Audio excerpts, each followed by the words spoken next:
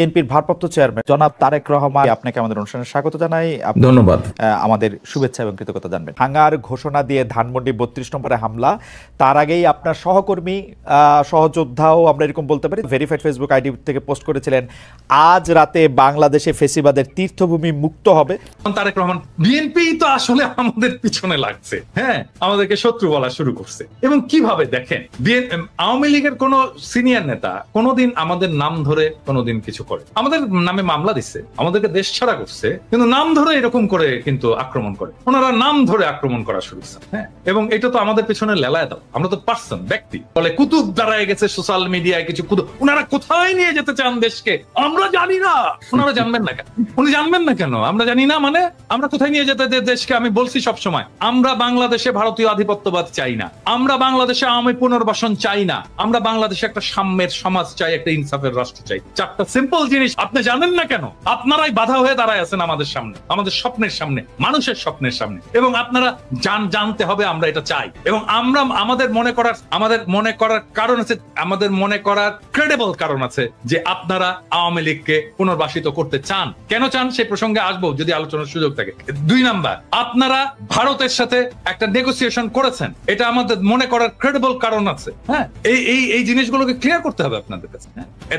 আপনারা যে আলাপ করেন, আপনারা সবার সাথে আলাপ করেন, অমুক রাজনৈতিক দলের সাথে আলাপ করেন, তমুক রাজনৈতিক দলের সাথে, সুশীল সমাজের সাথে আলাপ করেন, কেন আমাদের সাথে আলাপ করতে পারেন না? কেন পিনাকি ইলিয়াস কনক সারোয়ারের সাথে কথা বলতে পারেন না? আপনারা মিটিং করতে পারেন না? করার দরকার আছে না? মানে আমরা পিপলস ভয়েস রিপ্রেজেন্ট করি না, আমাদের সাথে কথা বলেন না কেন? মানে আপনারা 31 দফা দিলেন, ধরেন 31 দফা দিলেন, 31 দফা তো এটা আপনার দলের দফা। তো আমরা তো সেই সময় তো আপনাদের সাথে এলাই ছিলাম, আমরা তো একসাথে লড়াই করতেছি, আন্দোলন করতেছি, আমাদেরকে দেখাইছেন। আমার প্রশ্ন এটা, মানে যেই নির্বাচনে আপনারা হারলেন, যেখানে আপনারা শেখ হাসিনা ক্ষমতায় আসলো প্রথম 1/11 এর পরে, ওই নির্বাচনে যেই সেট আপ ছিল প্রশাসন এবং আর্মিতে, স্পেসিফিক্যালি আর্মিতে, সেই সেট আপটা কি আরো প্রো ইন্ডিয়া হয়েছে নাকি প্রো ন্যাশনালিস্ট হয়েছে? প্রো ইন্ডিয়া হয়েছে, ঠিক তো? আরো খারাপ হয়েছে। তাহলে আপনি ওই র্যাঙ্ক এন্ড ফাইল এটাকে রেখে আপনাকে কিভাবে হারানো হয়েছে এটা আপনি বলেন দিন। আপনাকে হারানো হয়েছে কি? খুবই কেয়ারফুলি ডিজাইন করা হয়েছে, কনস্টিটিউশন ডিজাইন করা হয়েছে, এবং এটা বিএনপিরাও স্বীকার করতে বাধ্য হবে। ওই নির্বাচনে কারচুপি হয়েছে, ওই নির্বাচনে এমন ভাবে কারচুপি করা হয়েছে যেন বিএনপি একটা লজ্জাজনক হার হয় বিএনপি। হ্যাঁ, এবং এটা বিএনপি কে স্বীকার করতে হবে। আর স্বীকার যদি না করে তাহলে তো আমাদের বলার কিছু নাই, তাই না? তো ওই সেটআপটা আরো খারাপ হয়েছে, এবং এটা তো আর্মি করছে, ওইটা তো আর্মি করছে। তখন তো একটা আর্মি গভর্নমেন্ট, তো মইনু এবং ফখরুদ্দিনের গভর্নমেন্ট তো আর্মি গভর্নমেন্ট, আর্মি এই ইঞ্জিনিয়ারিংটা করছে, ইলেকশন ইঞ্জিনিয়ারিংটা। ওই আর্মিটা আরো খারাপ হয়েছে, ওর ভেতর থেকে ন্যাশনালিস্ট এলিমেন্ট আরো বাইরে চলে গেছে। এটা মোরাললেস প্রো কি বলবো ইন্ডিয়ান। আর তো এই আর্মি একটা ফেয়ার ইলেকশন দেবে? হ্যাঁ, মানে করতে দেবে? এইটা বিশ্বাস করেন সম্ভব না, করতে দেবে না। হ্যাঁ, আমরা যদি ফেয়ার ইলেকশন হয়, আমার মনে হয় যে ধরেন এটা বিএনপির এটা বিএনপির জরিপ, ব্রেইন দেখছে তো, আমরা সবাই দেখছি, ব্রেইনের জরিপে ফেয়ার ইলেকশন হইলে মানে মানুষ বলছে যে আমরা 41% বিএনপি কে ভোট দেবে, অ্যাবসলিউট মেজরিটি হয় বিএনপি। কিন্তু আরো কিছু আছে ওইখানে। আচ্ছা, আমি বলি, আমি গতকালকে একটা পোস্ট দিছিলাম, গতকাল না পরশুদিন, যে জামাতে ইসলামের ভোট কত। জামাতে ইসলাম 300 আসনে ইলেকশন করছিল এরশাদ পড়ার পরে 91 সালে প্রথম। এখানে ভোট পেয়েছিল তারা 12.3% সম্ভব। এবং ওই সময় যদি আমরা সমস্ত ইসলামপন্থী দলগুলোর ভোটগুলো দেখি, তাহলে আমরা দেখবো 14%-এর মতো তারা ওই ভোটটা, এবং ওই ভোটটা ভালো ভোট হয়েছে। হ্যাঁ, এবং 14% কিন্তু একটা খুবই সিগনিফিকেন্ট নাম্বার। এখন অনেকে বলে 2%, 3% জামাতের ভোট, 4% ন। তারা সব আসনে নির্বাচন করেন, তারা কিছু আসনে নির্বাচন করেছিল, ওইটাকে এক করে আমি ন্যাশনাল গড় করে বলি যে 3%, কিন্তু সবগুলো আসনে যখন করেছে তখন তার প্রায় 12.5%-এর মতো ভোট।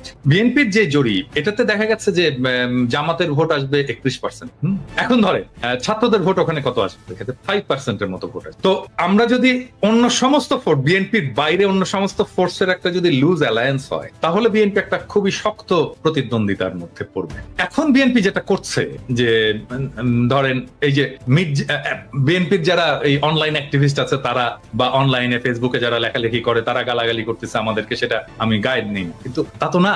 মির্জা ফখরুল, মির্জা আব্বাসের মতো সিনিয়র নেতারা তারা সোশ্যাল মিডিয়ার পিছনে লাগছে এবং কিভাবে আমাদের সাথে পাঙ্গা নেওয়া শুরু করছে।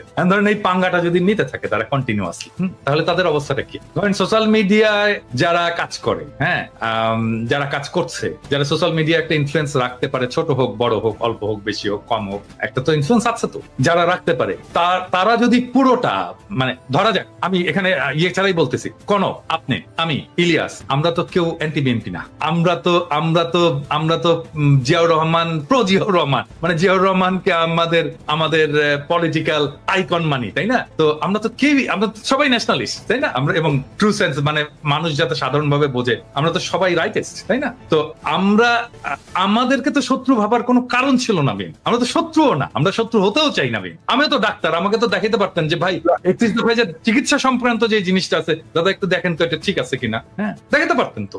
তাইলে তো আমাদের পার্টিসিপেশন থাকতো, আমরা ওন করতাম আপনার 31 দফা। কনক স্যার আপনি ওন করতেন, ইলিয়াস তুমি ওন করতা, তো আমাদেরকে ওন করার সুযোগ দিলেন না। আমি একই জিনিস বলবো, আমি একই জিনিস বলবো জামাতকেও, মানে তারা ইন্ডিভিজুয়ালি ফোন করে। এখন আমি শিওর যে জামাতের আমি তো খুবই মাইডিয়ার লোক, সবাইকে ফোন করেন, আমাকেও ফোন করে, কিন্তু এটা তো ফোন করে উনি বলেন কি আপনার শরীর কেমন আছে দাদা, বাড়ির সবাই ভালো আছে। আমি তো শফিক ভাইয়ের কাছ থেকে শুনতে চাই না, আমি শুনতে চাই পলিটিক্স, রিয়েল পলিটিক্স শুনতে চাই। হ্যাঁ, ব্যক্তিগত সম্পর্ক আপনার সাথে থাকবে, মানে আমরা যখন রাজনীতি থেকে বিদায় নেবো, অ্যাক্টিভিজম থেকে বিদায় নেবো, তখনও থাকবে আপনাদের সাথে, সেটা অসুবিধা নেই।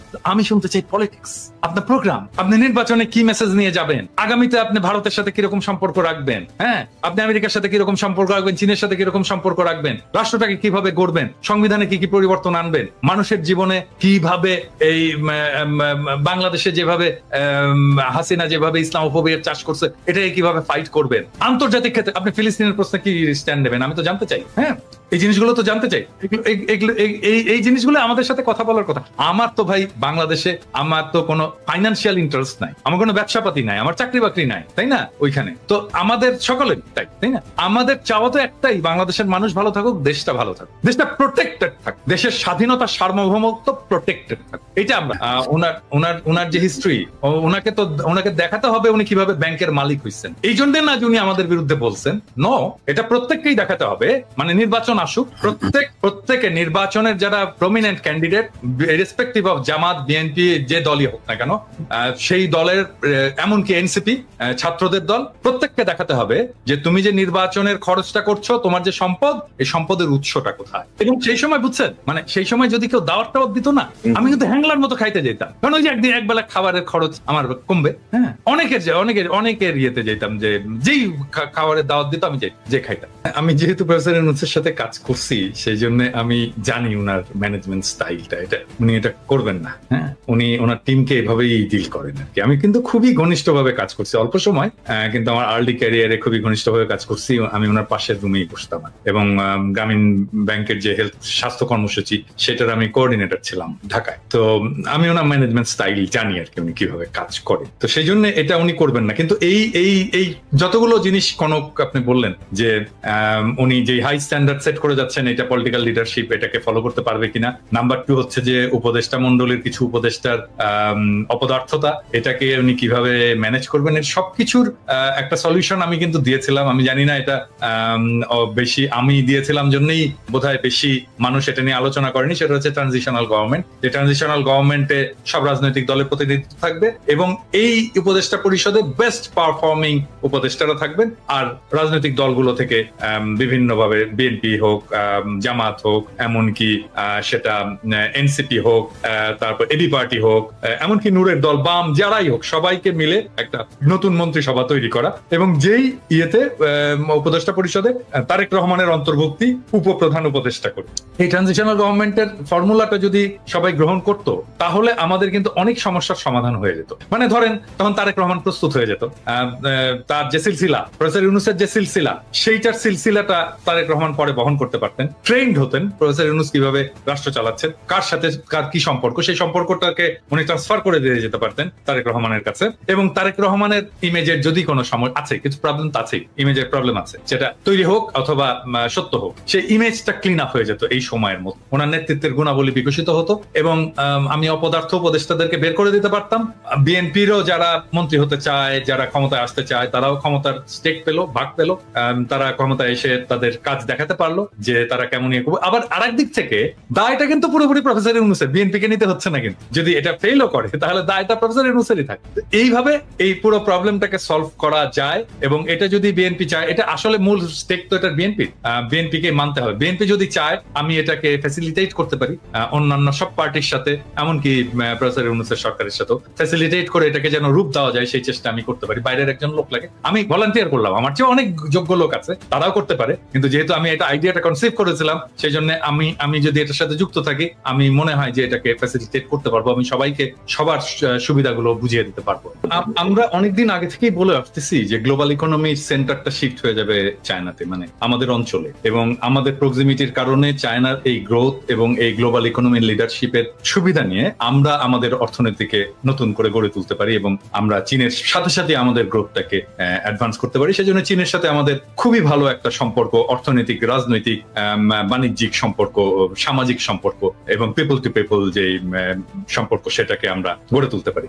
এবং সেই জন্য আমি বাংলাদেশের তরুণদেরকে আজ থেকেই বলি যে যেমন ধরেন আমাদের আগের জেনারেশন যেটা ভুল করেছে আর কি, সেটা হচ্ছে ইংরেজি না জানা। ইংরেজি থেকে দূরে থাকার কারণে আমরা গ্লোবাল কমিউনিটির সাথে সেভাবে মিশতে পারিনি। এবং এখন যে সুযোগটা আসছে, আমাদের চাইনিজ জানতে হবে। মানে আমাদের না জানলেও চলবে চাইনিজ, কিন্তু আমাদের পরের যারা প্রজন্ম তাদেরকে চাইনিজ জানতে হবে, ম্যান্ডারিন জানতে হবে, ভালো চাইনিজ জানতে হবে, যদি আমাদের সত্যিকার অর্থেই এই ইকোনমিক গ্রোথের সাথে আমাদেরকে এক পার যেতে হয়। এটা হচ্ছে নাম্বার 1 ইস্যু। নাম্বার 2 ইস্যু হচ্ছে যে পৃথিবী আর আগের হিসাবে তো আর চলবে না। মানে ধরেন এই 70 দশকের আগের হিসাবে চলবে না। এখন গ্লোবাল ইকোনমি এবং পলিটিক্স এর সেন্টার অনেকগুলো জায়গায় হবে। আমেরিকার অর্থনৈতিক কর্তৃত্ব কমবে, কিন্তু স্টিল তার পলিটিক্যাল কর্তৃত্বটা থাকবে গ্লোবালি। আমাদের আমেরিকার সাথে একটা সম্পর্ক রাখতে হবে লং টার্মে, এবং সেটা কিভাবে রাখা যায় সেটা নিয়ে আমি একটা ভিডিও করেছি, যে কৃষিভিত্তিক যে সমস্ত রাজ্যগুলো আছে তার সাথে আমাদের বাণিজ্য বাড়ানো, এবং এটা যদি বাড়ে তাহলে আমাদের ট্যারিফ এমনিতেই কমবে। হ্যাঁ, আমি তখনও জানতাম না যে ট্যারিফ ইম্পোজ হচ্ছে। তো এটা যেদিন ট্যারিফ ইম্পোজ হলো তার 2 দিন আগে বোধহয় আমি করেছিলাম। তো আমাদের যদি আমদানি বাড়ে আমেরিকা থেকে, আমাদের ট্যারিফ, রেসিপ্রোকাল ট্যারিফ এমনিতেই কমে যায়। এটা নাম্বার 1। আর নাম্বার 2 হচ্ছে যে এটা মাঝে মাঝে বলি আর কি, যে আমার পেশার একটা গুরুত্বপূর্ণ অংশ হচ্ছে প্রবলেম সলভিং। মানে আমি যে কাজটা করি, সমস্যার সমাধান করা আর কি। সেই জন্য আমি আমার এপিসোড গুলোতে খুব অনেক প্রবলেমের খুব মানে out of the box solution দিই। এবং এই ট্যারিফ বাড়ানোর ফলে আমাদের সামনে একটা ইউনিক অপরচুনিটি তৈরি হয়েছে। আমি এইখানে এটা বলতে চাচ্ছি না কারণ এই জন্য না যে চাই না, সেটা না। আমি একটা এপিসোড করেছি কারণ এটা এক্সপ্লেইন করতে হবে যে আসলে কি করা যায় এবং কি করলে এই প্রবলেমটাকে আমি অপরচুনিটিতে শিফট করতে পারি। মানে বিজনেসে আমরা যা করি আর যে